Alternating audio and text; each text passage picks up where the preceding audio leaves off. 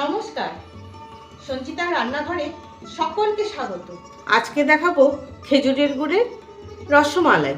তবে আসুন দেখে নিই। প্রথমেই আমি গ্যাস জ্বালিয়ে এখানে দুধ বসিয়ে দিলাম। এখানে 1 কেজি দুধ আছে। দুধটা কিন্তু কাঁচা, আর একদম ফুল ফ্যাট ক্রিমের দুধ নিতে হবে। এই দুধটা আমি খুব ভালো করে জাল দিয়ে নেব। বেশি জ্বালাবো না, 1 ফুটই দেব। যদি ফুল ফ্যাট ক্রিমের দুধ না নেন, খুব ভালো যদি গরুর দুধ পাওয়া যায় তাহলেও খুব ভালো হবে। দুধটা ফুটতে ফুটতে আমি এখানে কিছুটা ভিনিগার নিয়ে নিয়েছি। এই চামচের 4 চামচ ভিনিগার আর 4 চামচ জল। আপনারা যদি ভিনিগার দিয়ে ছানা কাটতে না চান তাহলে লেবু দিয়ে ছানা কেটে নেবেন। ছানাটা খুব নরম হবে, তাতে মিষ্টিটা খুব ভালো নরম হবে। এই যে দুধটা ফুটে উঠেছে, এবার আমি গ্যাসটা পুরো অফ করে দিলাম। আর দুধটা জ্বালাবো না, একটা ফুটি ঠিক আছে। এবার এই দুধটাকে আমি একটু নেড়ে নেড়ে 1 মিনিট মতো নেড়ে ঠান্ডা করে নেব। 1 মিনিট মতন নেড়ে আমি ঠান্ডা করে নিয়েছি দুধটা। এবার এই ভিনিগার দিয়ে আমি অল্প অল্প করে ভিনিগার দিয়ে নেড়ে নেড়ে ছানা কেটে নেব।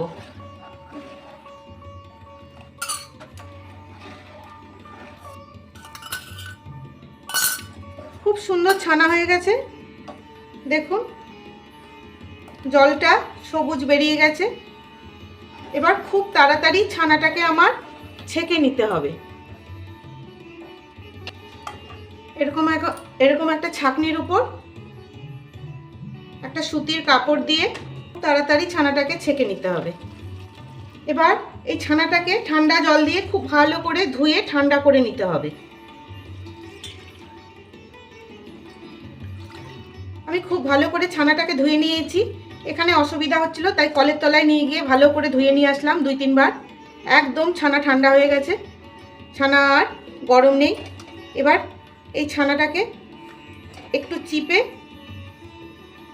মিনিট 10 জল ঝরানোর জন্য রেখে দিতে হবে। একটা কিছু চাপা দিয়ে, যাতে সব জলটা বেরিয়ে যায়। এবার এইভাবে ঝুলিয়ে রেখে দিলেই পুরো জলটা বেরিয়ে যাবে। খুব ভালো করে ছানাটার জল ঝরিয়ে নিয়েছি। এই যে এবার এই ছানাটাকে খুব আলতো হাতে মেখে নিতে হবে।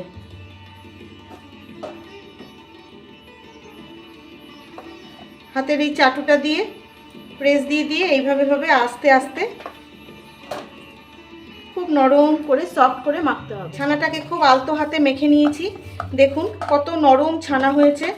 এখানে মোটামুটি 1 কাপ মতন ছানা আছে, সেই জন্য দিয়ে দিচ্ছি 1 চামচ মতন কর্নফ্লাওয়ার আর দিয়ে দিচ্ছি 1 চামচ চিনি।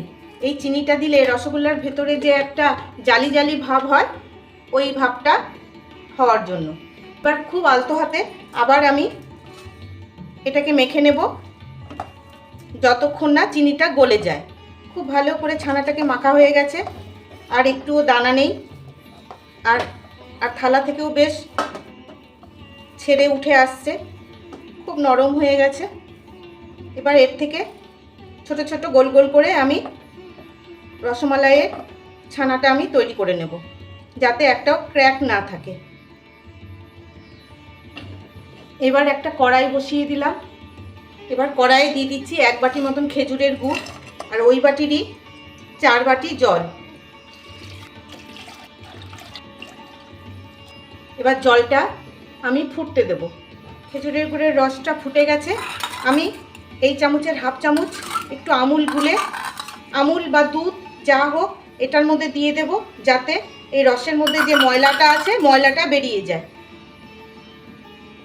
দেখুন একটু দুধ দেওয়াতে কত ময়লা সাইড দিয়ে উঠেছে। এই ময়লাটাকে আমি তুলে ফেলে দেব।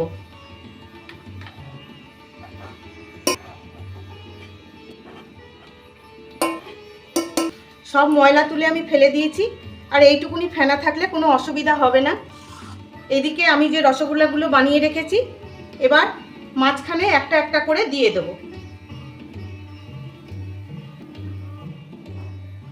এইভাবে ফুল আছে, আমি কোনো ঢাকা দেব না, কিছু না, কিন্তু ফুল আছে 10 মিনিট আমি ফুটিয়ে নেব। এর মধ্যে আর কোনো হাত দেব না। দেখুন রসগোল্লাগুলো ফুলে পুরো ডবল হয়ে গেছে। আমি পুরো 10 মিনিট বাদে ফিরে এলাম। জল অনেকটা কমে গেছে।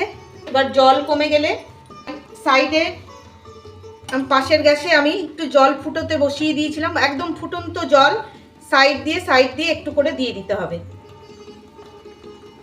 ফুটন্ত জলই কিন্তু দিতে হবে, কোনোভাবে ঠান্ডা জল বা উষ্ণ জল দেওয়া যাবে না, একদম ফুটন্ত জল দিতে হবে। এবার এরকম ফুল আছেই ঢেকে আমি আরও 5 মিনিট মতন ফুটিয়ে নেব।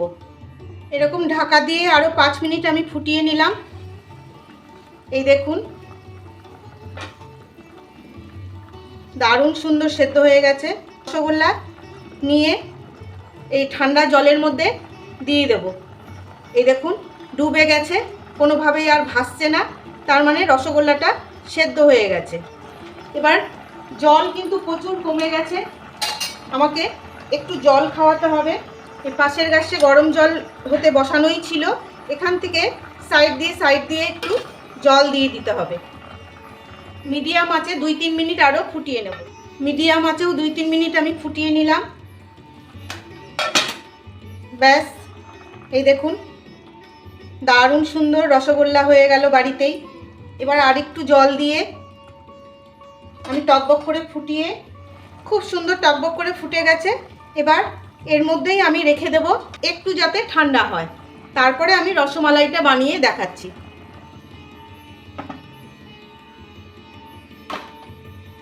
রসগোল্লাগুলো আমি তুলে নিয়ে চলে এসেছি। দেখুন কি সুন্দর নরম তুলতুলে রসগোল্লা হয়েছে। আর এই যে রসগোল্লার রসটা বেঁচে গেল, এটাও কিন্তু ফেলে দেব না। এটার মধ্যে চাটনি করেও খাওয়া যায়, যে কোনো রান্নায় দিয়ে খাওয়া যায়। এটার মধ্যে খুব সুন্দর মালপোয়া হয়, আমি একদিন এটা দিয়ে মালপোয়া করে দেখাবো। এবার রসমালাইটা তৈরি করব, তাই জন্য আবার বসিয়ে দিলাম কড়াইটা। এবার পাশের গ্যাসে 1 কেজি মতন দুধ আমি আগে থেকে একটু জাল দিয়ে রেখে দিয়েছি, বেশ খানিকটা শুকিয়েও গেছে। এই দুধটা আমি কড়াইয়ের মধ্যে ঢেলে নিচ্ছি। এবার এই দুধটার মধ্যে দিয়ে দেব 2টো গুঁড়ো দুধের প্যাকেট, 10 টাকা দামের যে গুঁড়ো দুধ, সেই গুঁড়ো দুধের প্যাকেট।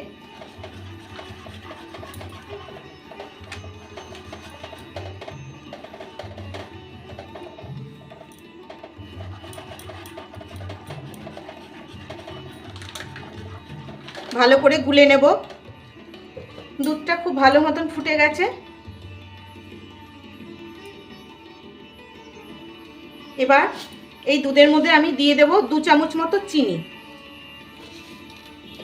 খেজুরের গুড়ের যে কোনো জিনিস করলে যদি দুধের মধ্যে আগে একটু চিনি দিয়ে দেওয়া হয়, তাহলে খেজুরের গুড়টা যদি দেওয়া হয় তখন আর অনেক সময় খেজুরের গুড় দিলে যে দুধ কেটে যায় সেই ভয়টা অতটা থাকে না। সেই জন্য আমি 2 চামচ চিনি দিয়ে দিলাম। চিনিটা একটু গলে যাওয়া অবধি আমি অপেক্ষা করব। চিনিটা ভালো মতন গলে গেছে। দিয়ে দিচ্ছি অল্প একটু খেজুরের গুড়। আমি আগে খেজুরের গুড় বেশি দেব না, অল্পই দিচ্ছি, যদি লাগে পরে দেব, কারণ রসগোল্লাটা যে বানানো হয়েছে রসমালাইয়ের, তার মধ্যে যথেষ্ট মিষ্টি আছে। সেই রসগোল্লাগুলো যখন দুধের মধ্যে পড়বে তখন অটোমেটিক মিষ্টি হয়েই যাবে। ওই জন্য আমি খুব অল্প খেজুরের গুড় এখানে দিলাম। দুধটা খুব সুন্দর ঘন হয়ে গেছে। খেজুরের গুড় আর চিনি দেওয়া হলেও খুব হালকা একটা মিষ্টি এসেছে। এবার রসমালাইয়ের রসগোল্লাগুলো দিলে আর একটু মিষ্টি হবে। এবার দোকানের মতন করার জন্য আমি সামান্য একটু 1/2 চামচ কর্নফ্লাওয়ার একটু জলে গুলে দিয়ে দেবো। 1/2 চামচ মতো কর্নফ্লাওয়ার আমি জলে গুলে নিয়েছি, এটা এবার দিয়ে দেব। দিয়ে আর একটু ফুটতে দেব। খুব সুন্দর ফুটে গেছে, দেখুন টেক্সচারটা ঠিক এইরকম হয়েছে। এবার রসগোল্লাগুলো আমি দিয়ে দেব। রসগোল্লাগুলো একটু বেশ চিপে রস চিপে আমি দিয়ে দিয়েছি। এই রসটা আর দেব না, তাহলে এই রসমালাইয়ের ক্ষীরটা খুব পাতলা হয়ে যাবে। এবার আরেকটু ফুটিয়ে নেব। দেখুন কত সুন্দর হয়েছে,